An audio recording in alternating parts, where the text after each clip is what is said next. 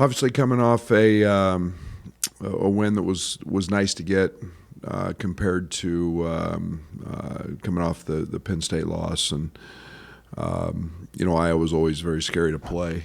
They're so talented offensively, but thought defensively in the second half we did a lot of really, really good things. I thought we took away the three. I thought we were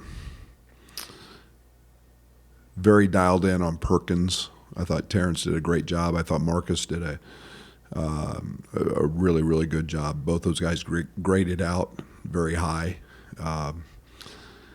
And we forced them into a lot of really hard twos, which is what we want to do. So, and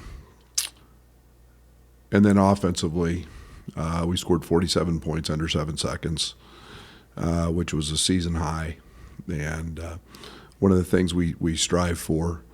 And then I thought we did a really good job of playing against their matchup zone and finding opportunities to score there. But now it's Minnesota, and they're good. They're really good. They're coming off a tough one, which Nebraska might be playing as well as any team in the league. But they shoot it. They've got a dynamic point guard. I think they lead their point guard leads country in assists. I think as a team they're number one in the country in assisted baskets. Mitchell and Christie both really shoot it. And then they're big and physical.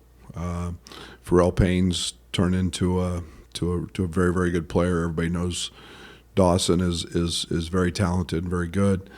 But they're competing at a very, very high level. They're playing really hard. Ben has done a fantastic job, and this is a very, very good basketball team, as they've proven they can beat a lot of people.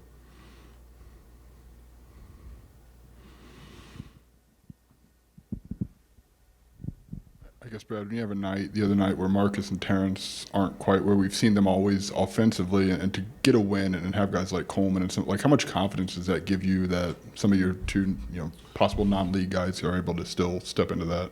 Yeah, it's comforting. It's really nice. I think that it's hard to be good every single night. And yet you got to figure out how to win when you're not. And not only I'm not saying they were bad, they were really good defensively. They just didn't have big scoring nights. And it's a tribute to Iowa. They did a nice job, but again, it was the matchup zone and the press and the just kind of called for it. But Coleman was spectacular, and then I thought we had other guys. Just really beyond Coleman, just kind of fill in and be great and do take advantage of the opportunities and the things that presented. So pretty nice to know that, and gives me a lot of confidence as a coach. Coach, do you feel like you took a positive step defensively against Iowa, and something to build on down the stretch? Yeah, and I think everybody's we have to be better defensively in terms of the little things. I think that this league has really, really good offensive teams. I think this team has, Iowa's a top 10 team offensively, and they make hard shots. I felt in the first half, Doug, that we guarded the snot out of them, but we gave them the shots, and we forced them into the shots we wanted them to, which was hard twos. And I think they shot 60% in the first half on out of the paint twos. It was actually the fewest layups or fewest paint points we'd given up in league play, which was 6 in the first half. And over the course of time, you got to play 40 minutes, and I thought we did a great job. They shot 35%, 16 from the three, and I thought our defense was really good. We still made some mistakes. Certain guys made scouting report mistakes. We didn't switch as much in this game. I think that helped in terms of playing Iowa. But I thought we were much better and not in rotation near as much. Obviously, you weren't too happy with Coleman after the Penn State loss. He has a career night against Iowa. What did you notice change maybe in his approach or even his demeanor going into the game and on the court against Iowa? Well, there was a lot. His I thought he was very mature. I thought he was very focused. I thought he was, I thought he played really hard. I thought it was, I told him yesterday, I said it's, challenging shots at the rim, diving on the floor for loose balls. Those are all things leaders do. And, and it wasn't the drama, that we sometimes see with him. It was just being a great teammate, being very focused on the win and what it took for him to be a leader and act like a leader and look like a leader, and he did those things. So I'm really pleased with him.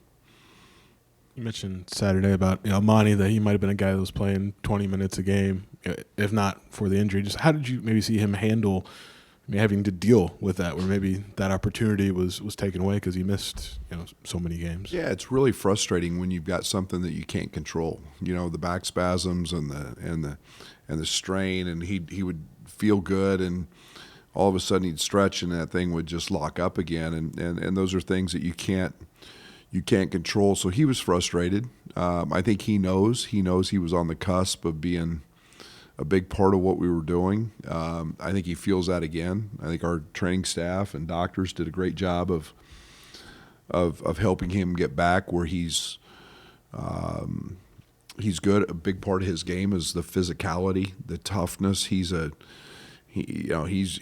just nasty. I mean, he's just a physically hard-playing guy, and to have the confidence in that back and was an important piece. And I think he's handled it just fine. I think he's ready to relish the opportunity that he has, no matter what that opportunity is. And he's a great teammate. He's a mature young guy, and whether it's 20 minutes a game or whether it's 8, I know we're going to get a physical, very hard-playing guy. Luke talked to us a couple weeks ago about how every year a freshman has a game, and they've got to kind of stay ready for that. Maybe it's not apples to apples this year because of the injuries, but how do you guys as a staff make sure that message is continuously relayed when the minutes are maybe sporadic at times? Yeah, it's one of the great challenges of coaching, to be honest, and being a leader is to keep the group connected, to keep them not getting frustrated. That gets hard because of all the outside noise that these kids hear, all the challenges that are out there. But it's always about understanding the process, and that process. It's not a race to get to something. It's making sure when you get there, that you're ready to perform and stay there. And we talk about that stuff, and whether it was Nico, or whether it was some guys. I mean, let's look at Coleman. Coleman wasn't ready as a freshman. Now as a senior, he's an all-league type guy, and he's a guy that can put his name in the draft. It's not winning that race. It's just being ready to develop and work, and you have to do the right things for that to happen. And in Nico's case, I mean, he's multiple workouts a day with Fletch. He's getting his shots. He's doing his stuff. He's heading our scout team. You know what? He doesn't get the reps a lot of days in practice with the first group, or that he got the other day. And yet he still knows exactly what we're doing. He's ready to go. That's film. That's it's a tribute to him. So boy, if they were all like that, it'd be easy. But great teammate. It speaks volumes to him as a teammate, being prepared. What had Ammani maybe on the cusp before that injury? What did you see from him? He does everything right. He's a great listener. He's not a good listener. He's a great listener, and he does everything that we ask him to do, and then he does that with kind of a nastiness, and I say that in a really good way. There's a physicality about him. There's a toughness about him. He plays with great edge, and he's super, super competitive. and we needed that. We still need that, but he doesn't ever play out of himself, out of what he's capable of. He's always very the games for a freshman. He plays the game pretty slow mentally, and that's a good thing. But high IQ, and he does what he's supposed to do, and he does it at a kind of a really competitive, highly charged level. Anything stand out or unique about Minnesota offensively that you feel like you got to take away? They're really balanced. They're going to run great actions. They're going to run a lot of actions. Everything's assisted. I think 70% of their baskets are assisted. Hawkins as a point guard is just a little guy that lives in the paint. He can shoot it. They're going to ball screen for him. Dawson's versatile. I think you've got to try to fight to keep them to one shot, and you can't give Christie and Mitchell and those guys threes. They've been shooting it up until the Nebraska game at a very high clip. Dawson can step out and stretch the floor. Fox comes in off the bench, and he's maybe as effective as any of those guys. So it's a physical team, but they're very well balanced, and it's what makes them good. Against Iowa, 10 of your guys saw double-digit minutes on the court. As a coach, maybe can you remember the last time that's happened in one of your games, and is it something that's sustainable moving forward? I don't know. I'd have to look at that. Maybe Oklahoma State. I don't know if it's been here. I don't know if I've had that. I think anything's sustainable if it's what it takes to win a game. And it's really hard to play. Sometimes it's really hard to play 10 guys, depending on the flow of the game. We got to make no mistake. We want to put our best players out there who give us the best chance to win that night. And whatever that scenario is, we're going to try to do that. So, some nights, every night's got its own identity. You like the fact that you have that depth and know that, okay, Nico Moretti can step in and Ammani can step in, and tonight Justin's got it going, and that maybe meant less for a starter or two. So it's just the play and the feel of the game.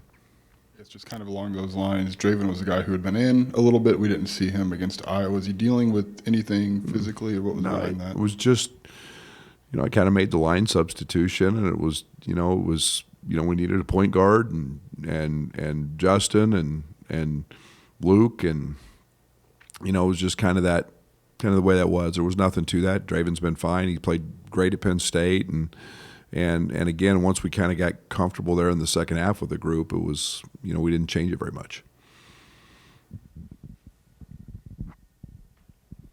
I mean, just because Nico was in a bigger role than he'd been in all season. I mean, you had lineups out there that hadn't played a ton of in-game minutes together, and maybe none before Saturday. Just what is about the team you have that they could kind of figure it out in these different lineups? We mix up lineups a lot in practice. We 2 days out, we mix the lineups up. It's not the starting group. It's always kind of different. It gives me as a coach the opportunity to look at maybe Nico and Draven playing with TJ, or Nico and Marcus and Justin. It gives you a different opportunity. So we mix that up a lot. We get to see some of that in practice. Obviously, you don't know what it looks like in a game, but we've been working a good amount with bigger lineups. Sliding Coleman around to play in some of the 3, some of the 4. Not just always at the 5. So we look at that in practice. We knew that was an opportunity and something we could do with Ammani early. We didn't get afforded that luxury, but it's something we can sure look at and have been. So yeah, we get to see it in practice, but I think the guys are just comfortable because we do it in practice, and everybody knows kind of their role and what we're going to do. Just because we're going to talk to him, another about Ammani. Like you mentioned the nasty, and I think on Saturday you talked about his trash talking. I'm just curious, early on in his time here, was there a moment that you were like, oh okay, he's maybe a little more comfortable in that role? It was more in the recruiting process. Ammani's always been that for maybe a little bit undersized, a little bit overlooked, whatever. But he's always won.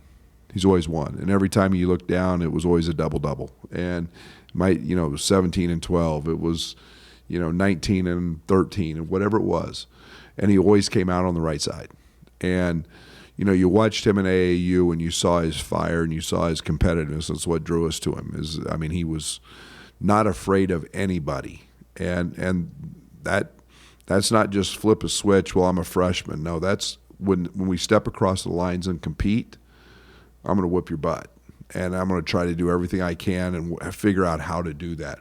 And it may not be with the highest vertical jump or something athletically, but he's going to figure out how to whip you. And it's a great quality to have, not just for the basketball court but for life. He's going to find out how to win, and he does it. He likes to stir emotion. He's good at it. And it helps him as well.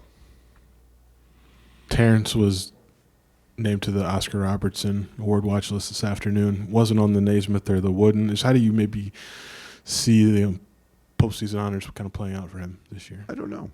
I really don't know. He deserves to be. I go find a perimeter player that's playing any better than him.